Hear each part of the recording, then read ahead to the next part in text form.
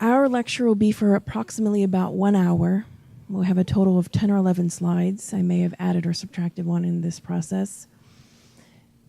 The perspective we will approach this evening is not going through as parents looking at children, but the reverse. What our responsibilities are as children looking at our parents. There's a plethora of information in the codification and various Spiritist books. There are many implications in the book Thought and Life that Leo is currently going through a study with us. There's various books to discuss these topics and specifically the roles that parents play. But again, we want to talk about it from the perspective as we are children looking at our parents. Is that good? Okay.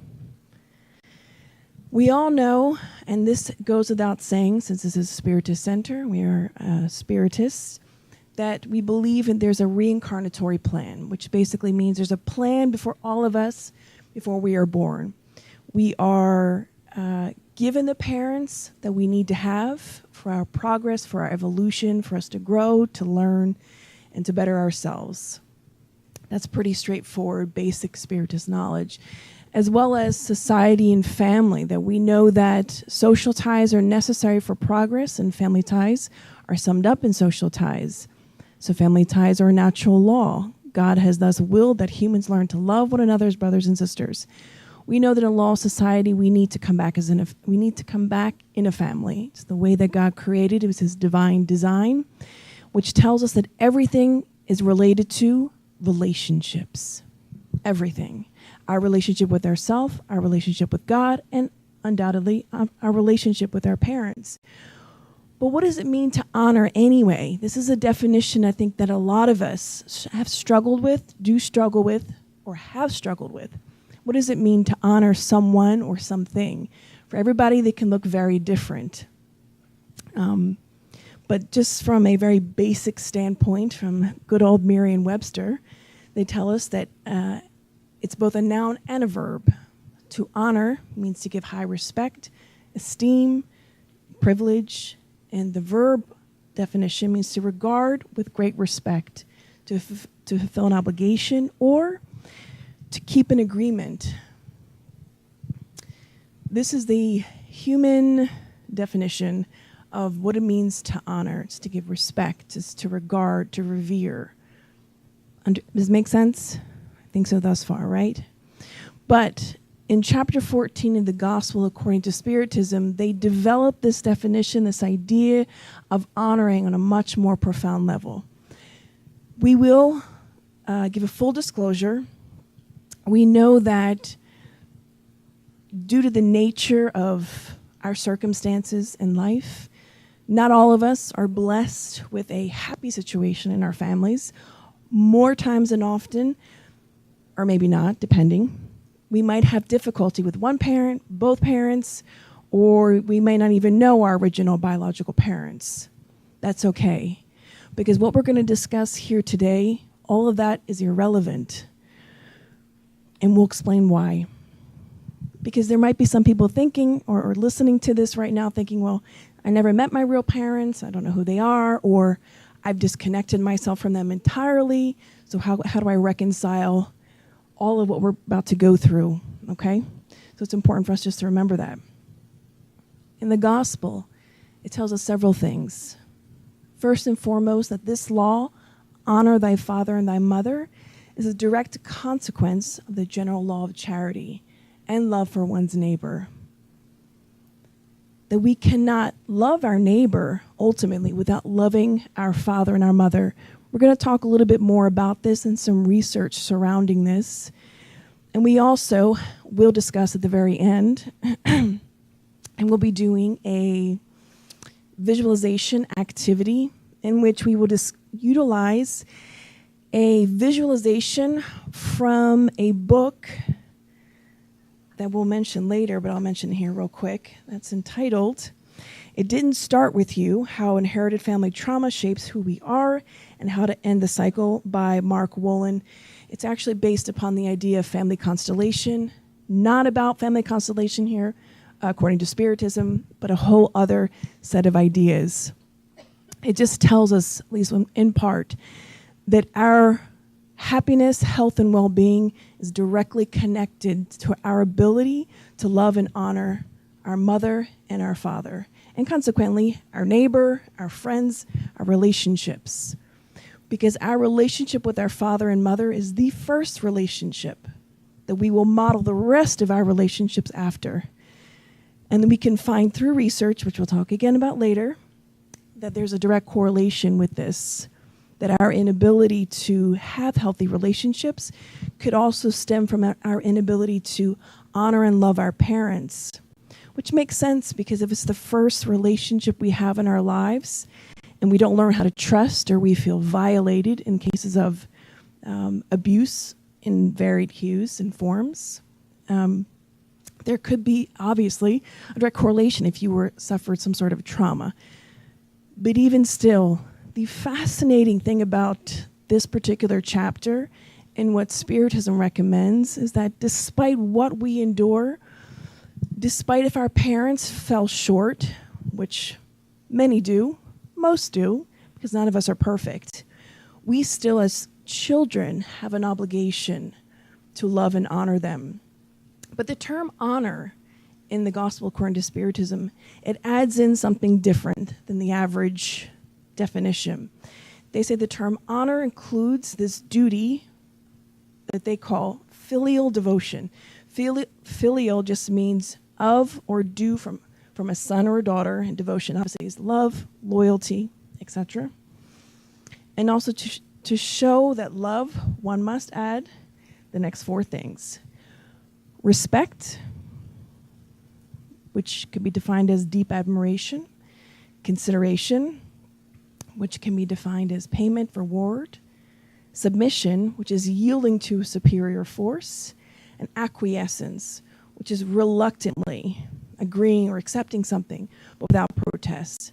And let's just throw up a disclaimer here real quick. Last week, we discussed about forgiveness, and this also pertains to this, that acquiescing doesn't mean that you should accept any form of abuse from anyone, whether past or present. It just means that we honor them, and in this process of honoring, when we think about them, we still have to move forward in honoring despite what has happened. But we'll get more into that as this talk unravels. The spirits tell us that this obligation to fulfill toward them in an even stricter manner, all that charity requires us to do for our neighbor. This duty naturally extends to the individuals who take the place of one's father and mother and who have even more merit because their devotion is less obligatory. What does this mean? I don't have my pointer here, so I keep looking for it. It means that if we have a duty to love one another, to do, as in the Spirit's book tells us, we have to do all the good we can do that is within our power to do. And only us, me as an individual, can make that assessment. I can't say, oh, Mary over there, she's not doing all the good she can do, because ultimately I don't know Mary's heart. I fully don't know Mary. I might think I know Mary. I might have, been best friends for 30 years, but ultimately we're mentioning this so we don't go around judging one another and saying and pointing fingers, because Spiritism, we don't believe in taking this knowledge and applying it to our neighbor. That's not the purpose, although there is that habit we have. Nobody here does that, but we all have the habit sometimes as human beings, yes. Sometimes think, oh, my Uncle Larry, he this, that, and the third. This should be something that we bring into ourselves, sort of a internal movement. And let's just also add that for many of us who have had not so great experiences from our perspective with our father or our mother, this might be a very difficult thing to accomplish. So much like last week when we discussed forgiveness, we're going to also add this to the idea of forgiveness that it might take a while to warm up to the idea. It might take a while to work on these. But ultimately, if we want to be balanced and be happy, which we'll talk about a little bit later, we ought to work towards this for many reasons. But it is a part of the 10 Commandments. It's actually the 4th commandment. But this is the only commandment. It's quite unique. It's the only commandment that kind of comes with like a bonus, if you will, because it tells us that, at least from one perspective, that when we honor our father and our mother, we'll live long. I'll quote here, honor your father and your mother so that you may live long in the land that the Lord your God shall give you. That's from Decalogue. A lot of the newer versions don't use that last exact terminology, that the Lord your God shall give you, but this is one of the original translations. So we wanted to put that up there. It's also what they utilize in the gospel, according to Spiritism. We're going to discuss here in a second the research findings, why this makes so much sense when they say that honoring our father and our mother will live longer. In the gospel, it talks about the context of when this was written. At that time, with the Hebrews, that they are waiting for the promised land. So when the 10 Commandments came through Moses, they utilized such verbiage to sort of encourage them, because all they ever wanted was their promised land, is to get that land. So that was in part why. But another perspective we could bring is about health and well-being, which we'll talk about in a second. But in the gospel, it also talks that, furthermore, when he calls them to observe the commandment, honor your father and your mother, it is no longer the earth that he promises them, but heaven. After Jesus came and brought a plethora of new ideas, the meaning for this went from something physical, that you're going to inherit an actual location, a place, to inheriting heaven. What does that mean? Well, when we honor our parents, we gain both physical and spiritual well-being. Again, it's similar to forgiveness, that when we forgive, it's for ourselves. When we honor our parents, it only does us good. So it's not condoning any bad behavior or parents who have fallen short, because all of them do to some degree or another. But it's about us fulfilling our role as children, saying, the very fact that they gave us life, the very fact that I'm here today, fulfilling whatever desires I have, goals, dreams, wishes, is because my parents allowed me to come back. Without them, I wouldn't be here. It's just a simple fact. And for that, there's no way, no amount of millions of dollars and a condo in Florida, and there's just no way we could ever pay them back. There's no way. So for that simple fact, they deserve all these things: our respect, consideration, submission, acquiescence. We recognize that that concept can be very difficult, again, for those who have suffered trauma or abuse. But it is very freeing, much like forgiveness, when we can just let go and fulfill our duty and allow God to take care of those who haven't fulfilled their responsibility. Does that make sense? I have to be responsible for myself and my pretend mother that's right here and father. They are responsible for their roles. It's simple, but it's very complex. That's why this whole chapter 14 is dedicated to this one commandment: honor thy father and thy mother, because it says something, how important that is. Amazing research has been done that shows the direct correlation of what happens when, from our perspective, we don't honor our parents, when we have bad relationships. Now, a lot can be deduced from the research I'm going to share. You're open to deduce your own and conclude your own ideas. Just going to share this information that's out there on the web. I do have the actual a PDF of the two studies that were done. If you would like it, I can email you a copy of the PDF, and you can read it at your leisure, because who loves reading research? Yeah, exactly. But it's fascinating.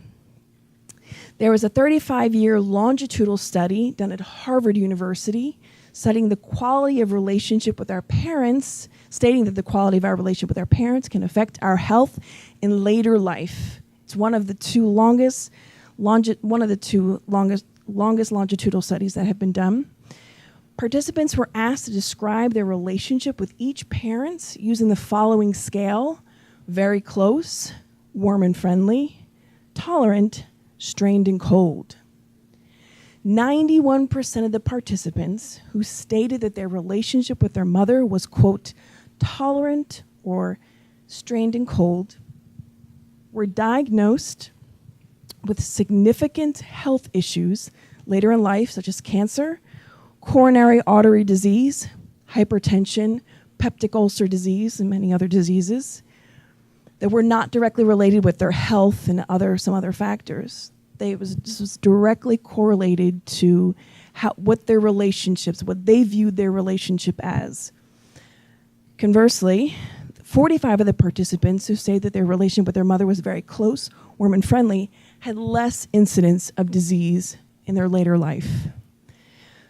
There also was another study done, and they talk about, and again, this is another study I'm not even going to go into, but if you guys Google this, you might find two similar studies, and we can discuss that at a later time. But in general, the findings are basically the same, that there is a direct correlation with our physical health, and I'm sure mental health, of how we perceive and our relationships with our parents. There's a Johns Hopkins study of 1,100 male medical students followed for 50 years, found that, it was a cancer study, found that cancer rates were closely correlated with the degree of distance a participant felt toward a parent. So this study measured how close the male medical students felt towards their parent. They followed them for 50 years, and those that said, I feel very close, had a very low incidence of cancer. Those who said they felt very far, distant, and away had a very high incidence of cancer. It's research, and this is not the only research that was done. These are just two longitudinal studies. Longitudinal just means long studies, which is very hard to do. This study consisted of, I believe, God bless you, a little over 100, towards the end, 100 participants. This obviously was 1,100. But the findings are irrefutable. I mean, again, these aren't the only studies that show this. So we know that when the 10 Commandments, the fourth commandment says, honor thy father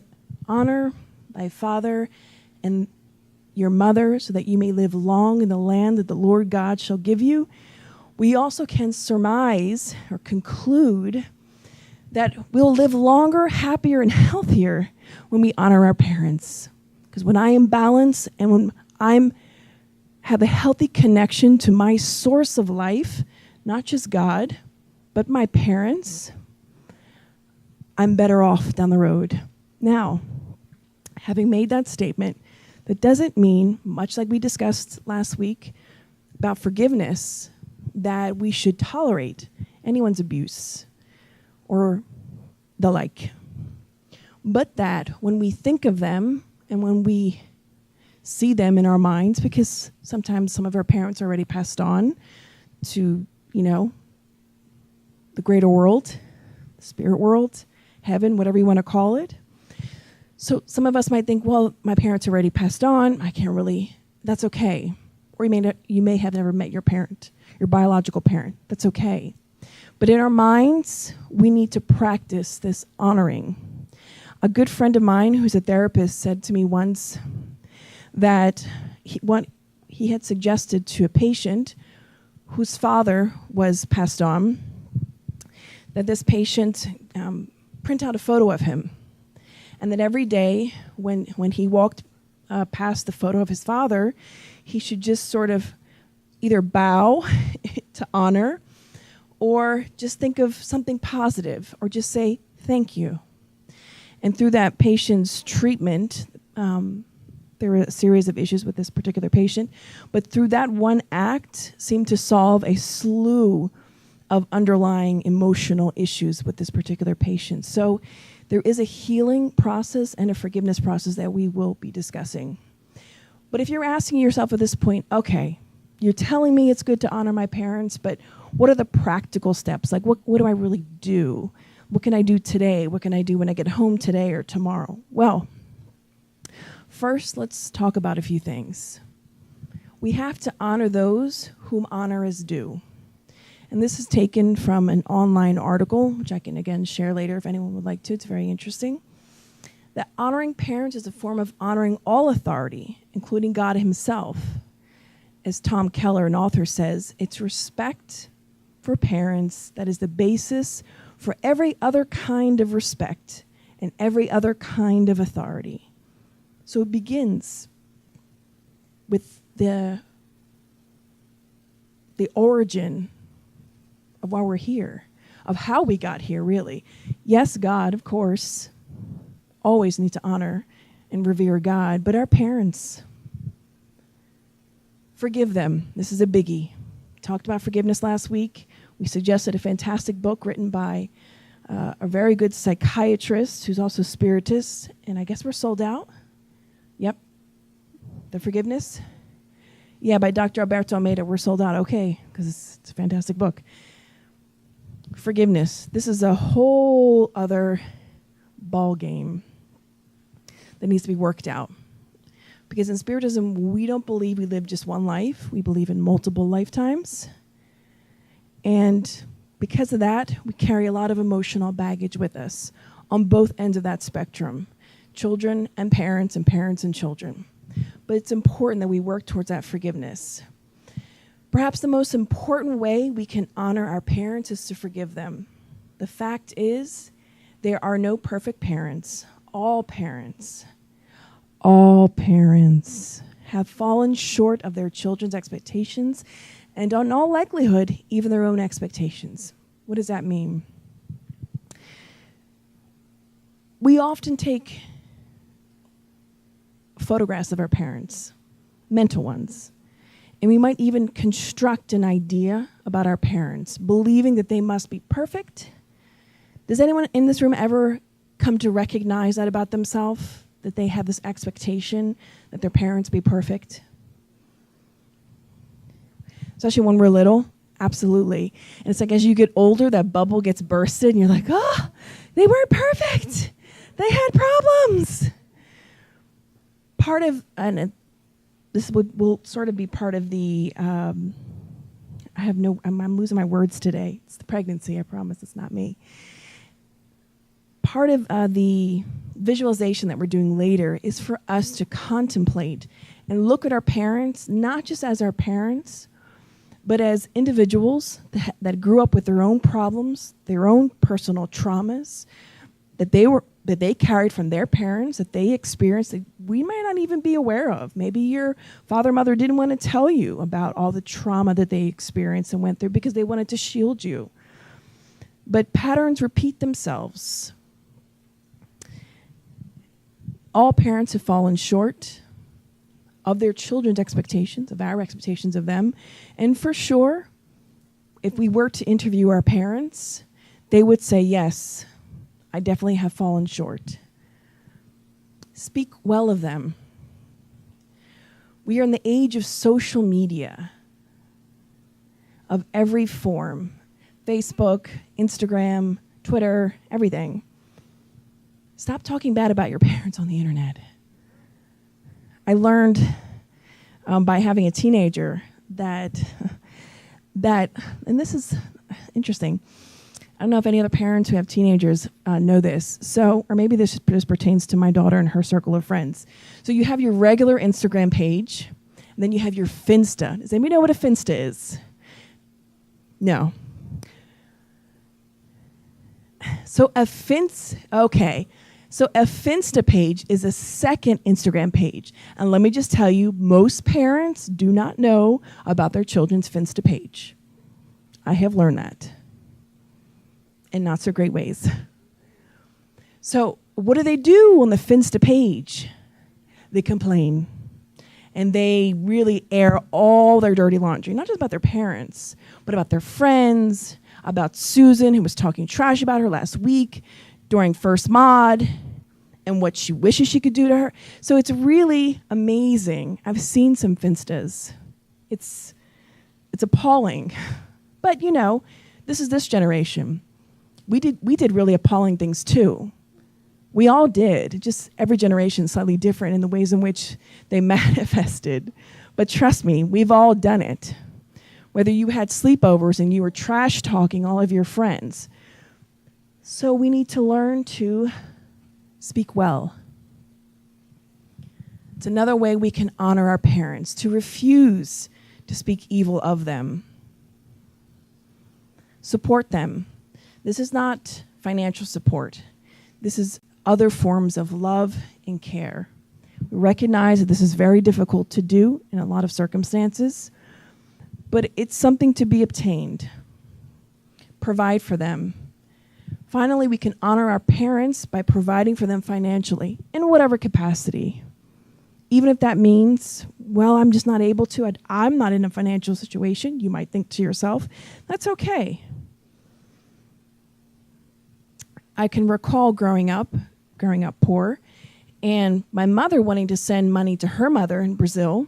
So it was crumbs, what my mother used to send, but somehow it made her feel like she was contributing some way, that she would send $50 here and there when she could, because it was something, at least with the exchange from the dollar to the real was somewhat decent, kind of at that time. I think it's a little better now. So these last two, or these last three, or even all of them might be very difficult for some of us, but these last two might be a little more difficult because it requires us somehow to be directly or emotionally involved with them, whereas the first three we don't need to be directly involved with them.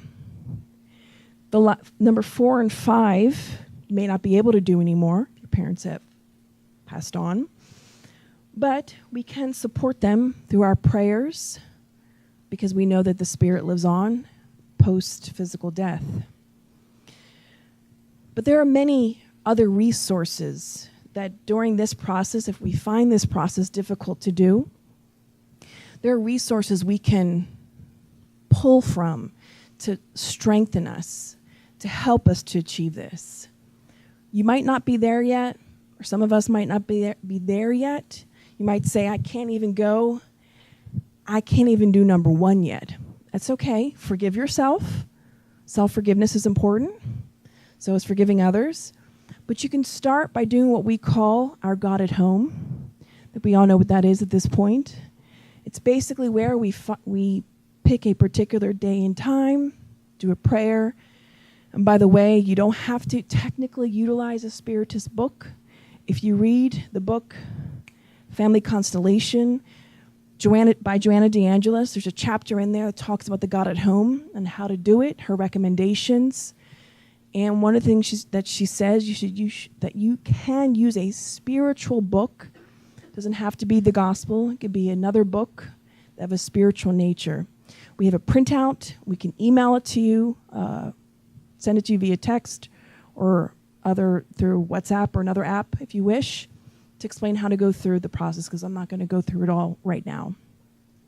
But there are reasons why, on a spiritual, emotional, energetic level, why doing your God at home, even if it's by yourself, that's very beneficial. And also utilizing these 3 tactics, having benevolence, indulgence, and forgiveness, always. And ultimately and always, prayer. If you find yourself struggling to honor your parents, it may not seem like much. Well, it's just a prayer. What's that really going to do? It does a lot. We formed this acronym, I guess it's called, that when we pray, we receive spiritual CPR. Courage, patience, and resignation, always. And the Gospel, according to Spiritism, chapter 25, item 7, tells us that no matter what, when we pray, we receive a sort of spiritual CPR. We will receive the benefits of courage, patience, and resignation to face, to endure, because sometimes, or oftentimes, the dynamics within a family are challenging, both for parents and children. So the best thing we can do, because obviously if God put us in this dynamic, it's for all of us to learn. So this smorgasbord of learning to be had. And so instead of us rebelling and wanting to run away from the problem and not forgive, not deal with it, instead we should resort to this and try on a new idea for a change, which is to pray, to gain some courage, patience, resignation, and some insight. I ran through a lot of this because a lot of it is some basic knowledge of Spiritism, but ultimately we wanted to get to this as well, which is a practical visualization for healing. Because a lot of us, whether in this life, because we might not have any issues with our parents in this life, if you don't have issues with your parents in this life, consider yourself very blessed. But if I did a poll or statistic, I guarantee that if you don't suffer from issues with your parents, you suffer in other ways. So it's okay. We all suffer. One way or another, we all go through trials, tribulations, struggles, issues. If you haven't yet, Yaska says she doesn't want to think about it. If you have not experienced any form of struggle in your life or pain, I'd be very interested in speaking with you after this talk and knowing it could just be the way you are managing your emotions, and maybe you've just gotten really good at it, and you could share with us your secrets. But I joke, but for the most of us, the average person, which is all of humanity, we all go through some form of struggle. Because inevitably, we are spirits living in a physical body, and this is not our first experience. Kids, this is not our first rodeo. It won't be our last. So it's better, as the gospel teaches, that we make amends with those while we're on our path with them and not relegate it for the future or some other time. The time is now. So, as I shared, we're currently reading this amazing book. It is not a Spiritist book, but has similar ideas. And much like yoga, acupuncture, none of that is part of Spiritism. However, they are alternative therapies that have been proven to work, that have a lot of healing benefits. So that's always good, although we don't practice it here in the Spiritist Center. We do always say be open. A lot of people and research has shown a lot of benefits that come from that. Likewise, a lot of benefits are being had from such ideas as family constellation, according to Bert Hellinger, which is what this book is highly based on, the idea of family constellation, which I don't have time to go into. However, we will be doing a visualization. If you all are open to it, if you feel like this is not the time and the place for you to experience that, it's okay. Just shut off my voice in your mind. Pretend like I'm not speaking. Because we're going to play some soft music. And I'm going to ask Daniel or someone in the back to play. And then we're going to run through this visualization. It's entitled Sensing the Flow. If we have time, I do have another one. And by the way, I have a PDF of a lot of visualizations and writing exercises that came accompanied with the audiobook that I purchased. If anyone is interested, I'm more than welcome. Just let me know, and I'm more than happy to email you a copy of the PDF at no cost. Just sharing. So I'm going to ask Sarah if you could get the light just to have this moment.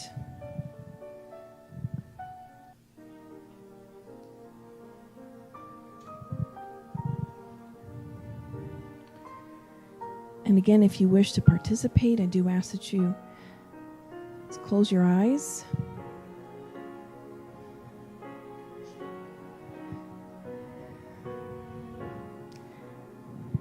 And just listen to my instructions.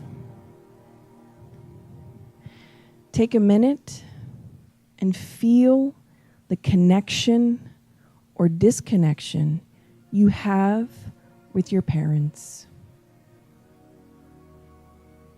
I'll repeat that. As you close your eyes, take a minute and feel the connection or disconnection you have with your parents. Regardless of the story you have about them, feel the relationship and how it affects your physical body. Regardless of the story you have about them, feel the relationship and how it affects your body physically. Visualize your biological parents standing in front of you. If you have never met them or cannot visualize them, just let yourself sense their presence and hold the image in your mind and ask yourself the following. Do I welcome them or do I shut them out?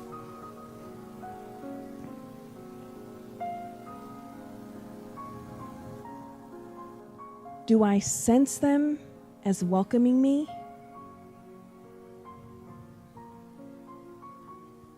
Do I experience one differently from the other? Is my body relaxed or tight as I visualize them?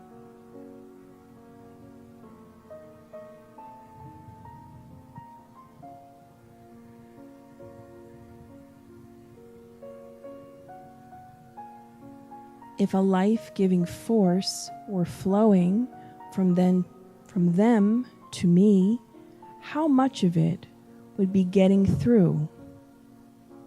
5%, 25%, 50, 75, or a full 100%?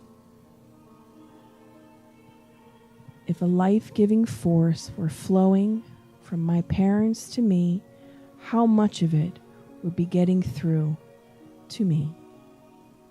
5, 25, 50, or 100%?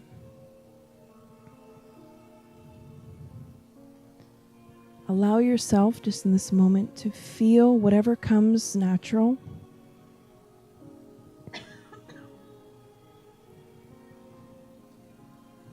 This process is for us to become aware of our emotions, our feelings about our parents.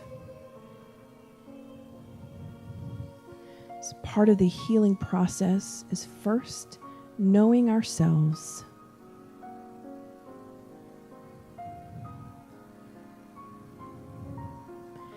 Let's keep our eyes closed. And now, I want you to imagine that there's no one in front of you. And I want you to think about either your mother or your father, whichever one you feel you have the most challenge or struggles with, however small or big. If it's your mother, imagine just your mother in front of you. If it's your father, imagine just your father in front of you.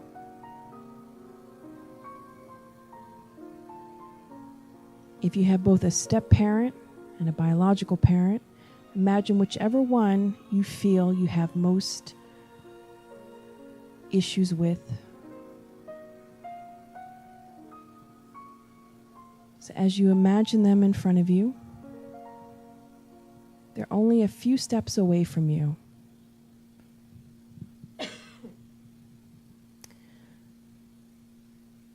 We're going to go inside of ourselves and do an internal check. As they stand before you, a few steps away, what sensations are you aware of?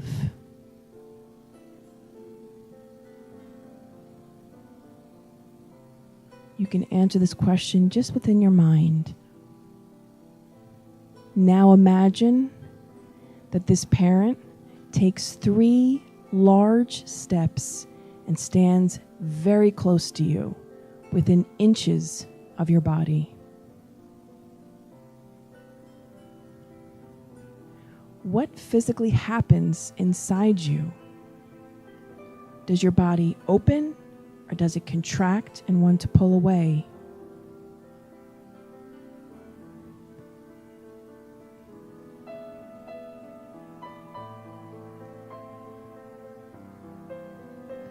If your answer is that your body contracts or wants to pull away, it's important to realize that the work of opening is now your responsibility and not the parent standing in front of you.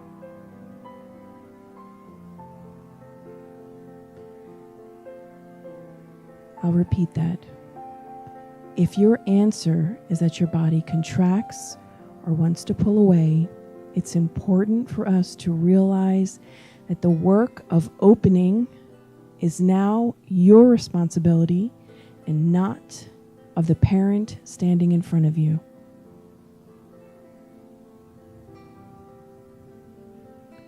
Now, let's widen the lens and think of this parent again standing several steps away from you.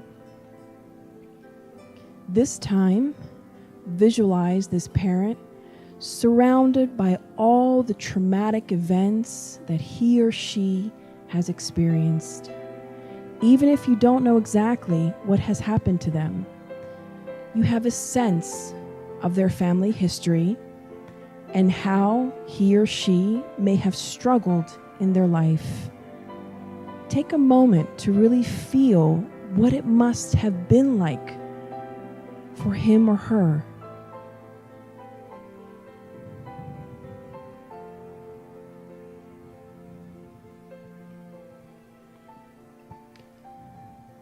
Now, recall all the stories from your mother's family history and let all the tragedies you know come to mind.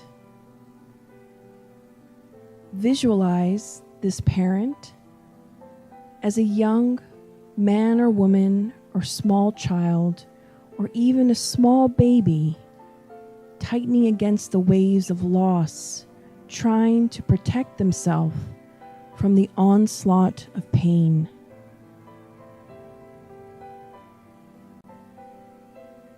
What does your body feel now as you sense what this parent might have felt and gone through? What are the sensations and where do they arise in your body?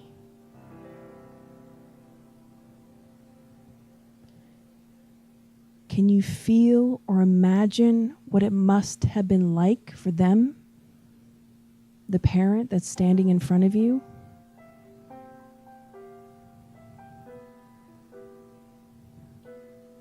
Does this move you? Does this touch you?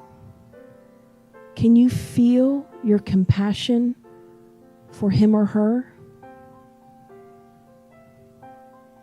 beginning to blossom within you?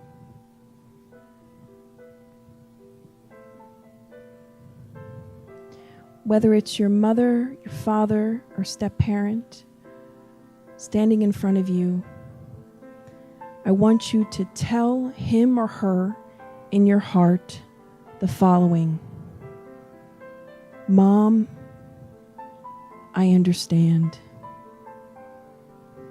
Dad, I understand. Even if you don't fully understand, say the words again. Mom, I understand. Dad, I understand. And consider adding the words, I'll try, Mom or Dad, I'll try to take in your love just as it is, without judging it or expecting it to be different. I'll repeat it. Tell this parent in front of you, in your heart, Mom, I understand. Dad, I understand. I'll try to take in your love just as it is, without judging it or expecting it to be different.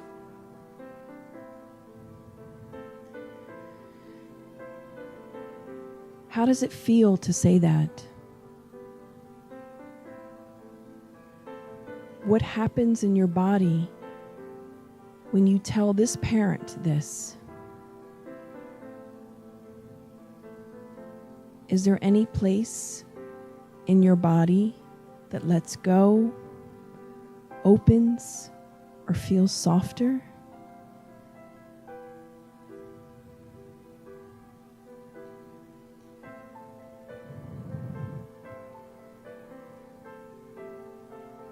Let us observe the feelings we feel inside of ourselves in this moment. Even if we don't fully understand everything.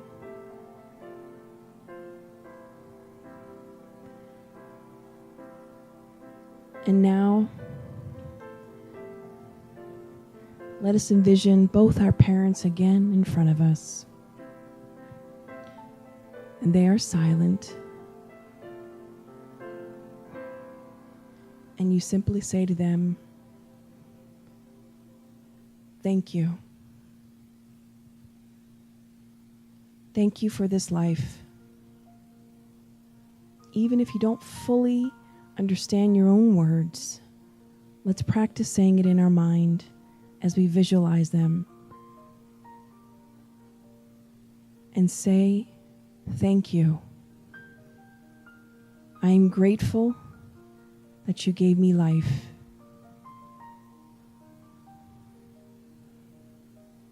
I understand. I will try to take in your love just as it is. Thank you. And allow their image to fade away. And I want you to now imagine your spirit guide or guardian angel embracing you, sitting next to you, and sharing their healing light and energy with you.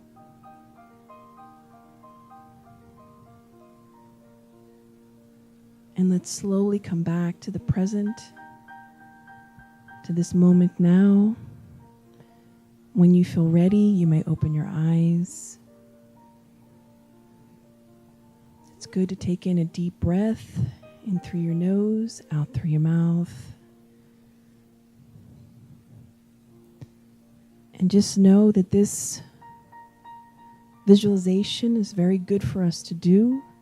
It helps us to begin the process of forgiveness, of moving on, finding happiness, joy, balance, that will ultimately affect other areas of our life.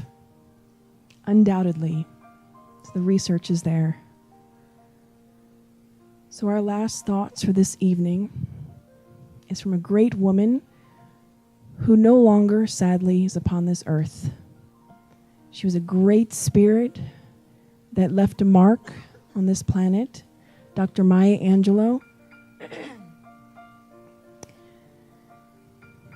And she says that God puts rainbows in the clouds so that each of us, in the dreariest and most dreaded moments, can see a possibility of hope. And she always reminds us that we should be, or try to be, the rainbow in somebody else's clouds. To do good for others, even when we ourselves might feel broken. Because you never know that the good that you do, how it could save someone else. And in return, can also save you as well. Because we know that when we do good, it comes back to us in the form of good mental and emotional health and well-being. This concludes our discussion for this evening.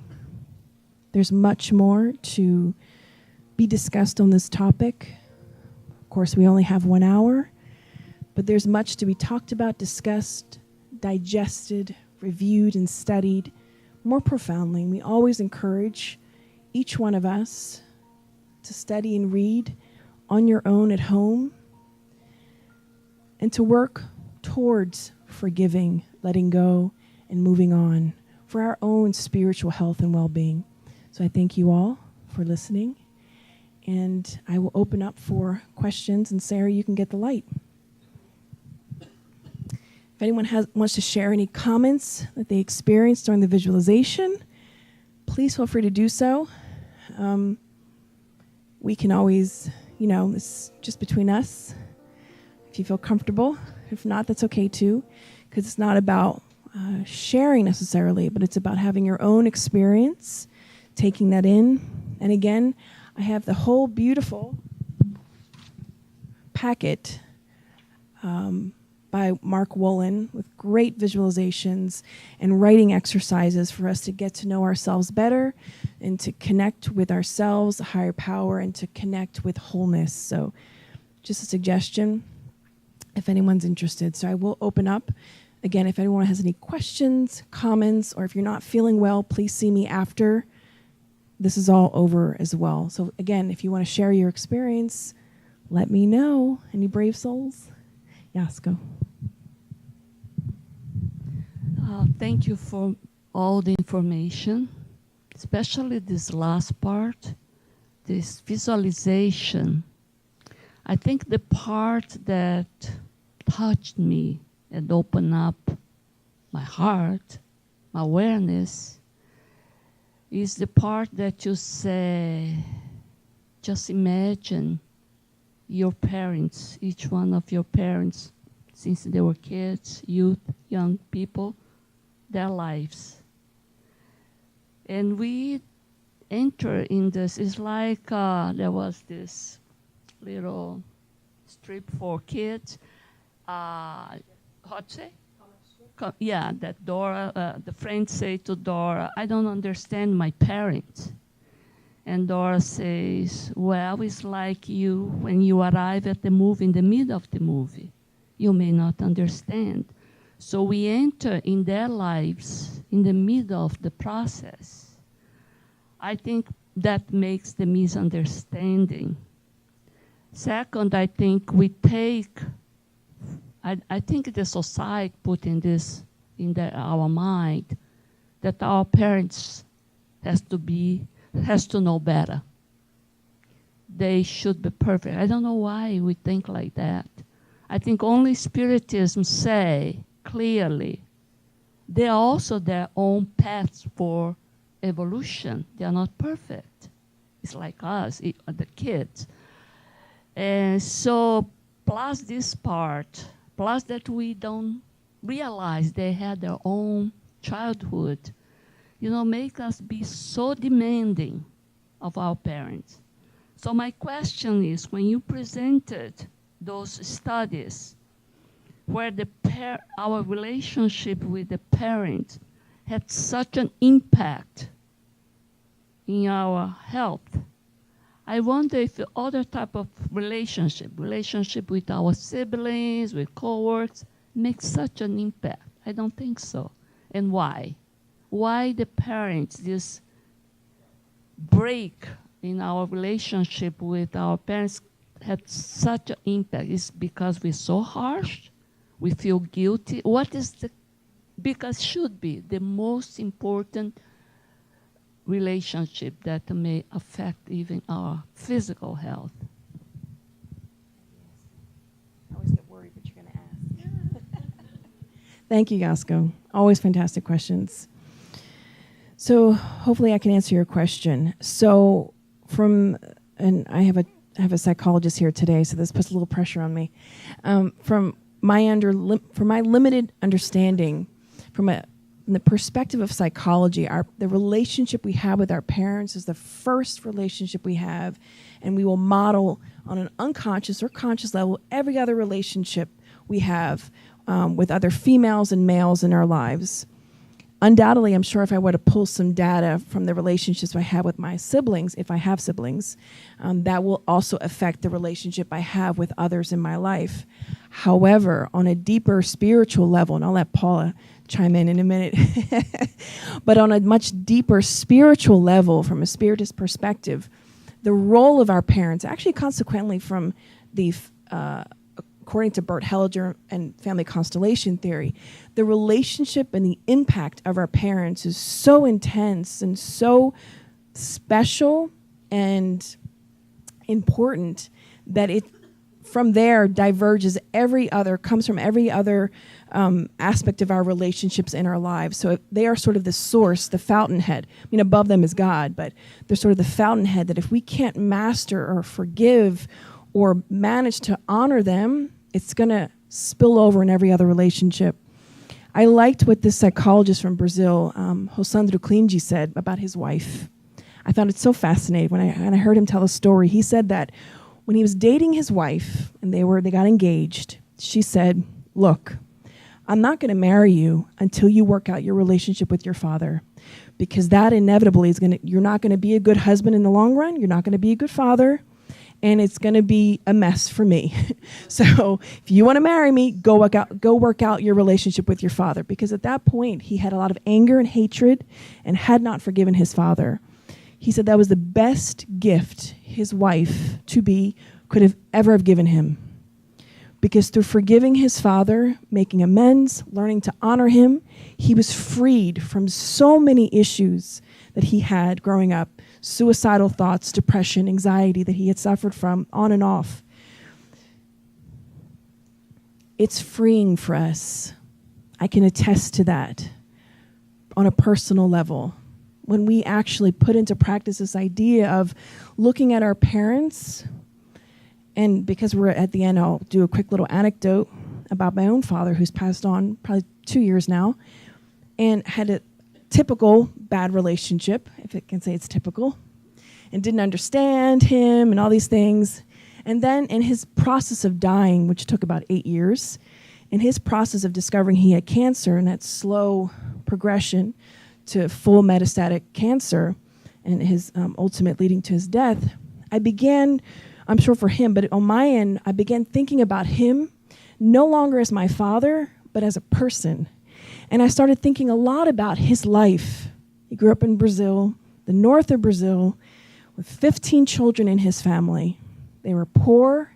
His mother and his father weren't around that often. When his father was around, how do you tame 15 children in the 1940s? Lots of, as Givaldo Franco said, we had the psychology behind the door. It was a little belt. That's how he tamed my grandfather tamed them. So he didn't have the affection and love from his parents. So when he didn't pass it on to his children, it's natural. So when I began to see my father as this other being, independent of me, as a man who struggled, who came to this country, did his best, came home every day, tried to do his best with his children, with his own limited psychological and emotional capability, when I began to sort of remove him from this weird cycle I had in my mind, I began to forgive. And this is what forgiveness does. This is what the visualization was about. When we start viewing our parents as individuals, as you shared, Yasko, and not as coming in the middle of a movie saying, "Hey, why aren't you perfect?" We're able to view them from a different perspective. So thank you. I hope I answered your question. Anyone else? Dr. Schmidt? Thank you very much. One of my favorite topics, families. I think from the little bit I know about family constellations and then also my training in family therapy, it's important for us to do the understanding with our parents. They are the key influences, but also to keep going back through the generations. A number of people might have had significant grandparents in their lives. And with Bert Hellinger's time in Africa, what impacted him so much were how those cultures incorporated the ancestors on a daily basis. So I think that would be a nice reconnection for all of us. People are doing their saliva samples and getting their ancestry, pictures. But I think that's very helpful because not only do we grow in our understanding of our parents as we get older, but we know they had parents and they had parents. And in family therapy, we learned it can take 7 generations before someone has a serious mental disorder. So that means each time you're shoveling it under the rug, generation after generation. But I am so thankful we are living in such a psychologically smart time period, which was not true of these other generations. So there are many good rainbows there. It's just a matter of us paying attention to them and learning. Thank you. Thank you, Paula. That's so true. There actually is research, and I didn't have enough time to go into everything. There's actual research, genetic research about how trauma, they actually studied the grandchildren and the great-grandchildren of Holocaust survivors and how trauma and deep on a cellular level, how that's transmitted. But that's a talk for a different day, and we can discuss it at a different time. But that's actually also in this book by Mark Wallen. He talks about that research. It's very fascinating. Leo in the back.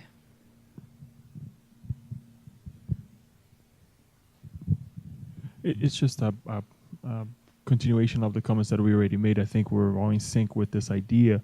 But one of the things that I'd like to share, I think in my case very positively, even though we get to think about the negative things of what we do and then what our parents have done, it's mainly throughout adulthood, reaching that stage of, being adult, being independent, and as well as becoming a parent myself.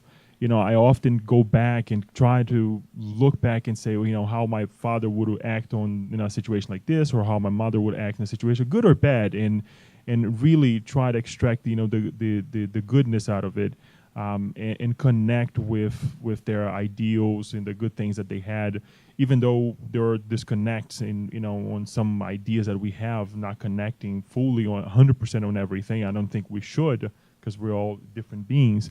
But I think that helps me to understand them better nowadays, and understand life as well, because we see our individuality, we see a little bit of them in ourselves, as well as on how we should act. And if there is something negative that perhaps you come to a dead end and think, okay, this person or that person would do this way or that way, and it's not right, you say, look, I'm not going to do the same way, right? I learned from that is not going to lead me to the right to the right place.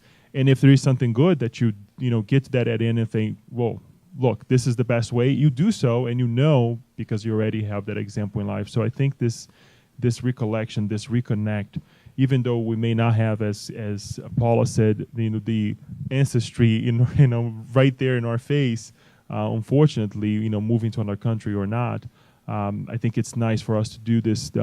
Why not say daily connect, with our parents, and I think that in itself, it's a way to honor them, right? To do the things that they perhaps left positively in our lives, and not to repeat the negative things, because they're good individuals too. Absolutely. Every generation, hopefully, we're getting better from one parent's generation to the next. We